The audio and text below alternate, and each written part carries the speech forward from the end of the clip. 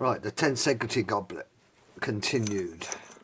I'm making this video so that I can keep everything clear in my head as I'm turning it. I've got a reference I can keep going back because it is pretty confusing. These are the tools that I've used to mark out the work. I've used a more than right divider because that does not slip in the grain of the wood at all. It just creates a perfect circles, cuts them deep into the wood.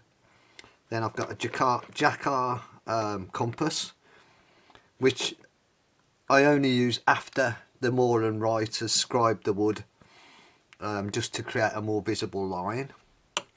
A square, a precision engineer square, a scalpel, a scribe, a very fine scribe, and I use that to initially mark the points by following the lines on a ruler, you know, so that I can run the scribe along the line and know that I'm getting accuracy.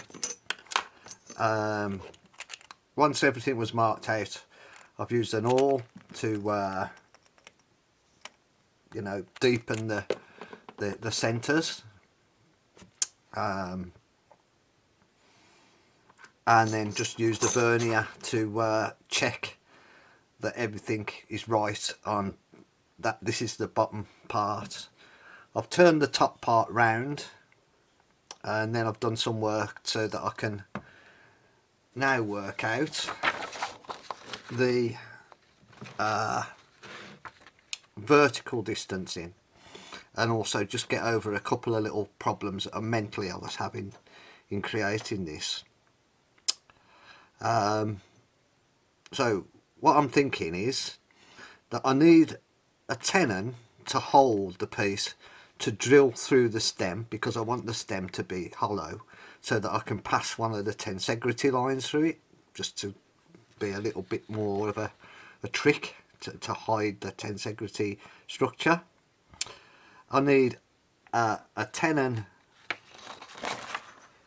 on to hollow so that it holds the piece while I hollow. Now the problem is, and I have got a solution, that there's a conflict of interest between the tenons. This tenon being here is in the way of you drilling, and that tenon being in there is in the way of you hollowing. So my solution is I'm going to create 3 jam chucks, which are going to have a 19mm tenon that goes into an ER30 collet, and the jam chucks, one's going to be on centre, on the centre of the goblet, one's going to be on the centre of the cams, which, you know, the connections between the vertical the stubby stem and the main stem. I call that the cam because it's like a camshaft. And another collet, another jam chuck that's on the centre of the stem. So the first step will be to turn the jam chucks. After that, I can turn a tenon on the centre of the goblet into my main piece of wood,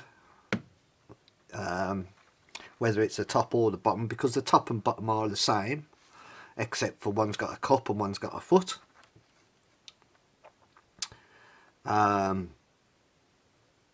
I can turn the goblet top, and I'm going to leave everything else. I'm going to turn it and I'm going to hollow it, and the reason is to get rid of mass, because my lathe is not good at handling, it's not set up to handle a lot of off-centre mass. It's not bolted down, and it's on a floor that's not the best, so I don't like it to vibrate too much, so I'm going to avoid it as much as I can. So I'll have turned the goblet head and the little stubby stem.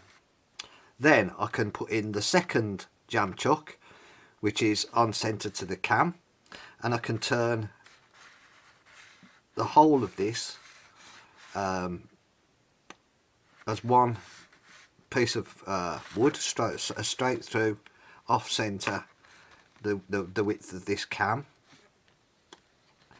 Then I can put in the drilling tenon, which is going to be on centre with the stem, and I can drill the stem from the bottom. I can have turned this. Yeah, after that I've got to turn off, part off this bottom, the original tenon. That won't be needed anymore. Then it gives me access to drill through the stem, and then I can turn the stem as the final part. I may need to make a rest. I may be able to use the one rest that I've got to turn the captive ring, and I may need to create a tool to turn that captive ring. I'm not sure yet. I'll see what tools I've got and whether they'll work, but I don't want to be turning with 1.5 to 2 inches of stick out on trying to get a captive ring on the end of that stick out. So I want the rest to be really close. I want it to be inside this hollow before I turn the captive ring. Okay, that's the plan. I've worked out all of the vertical dimensions.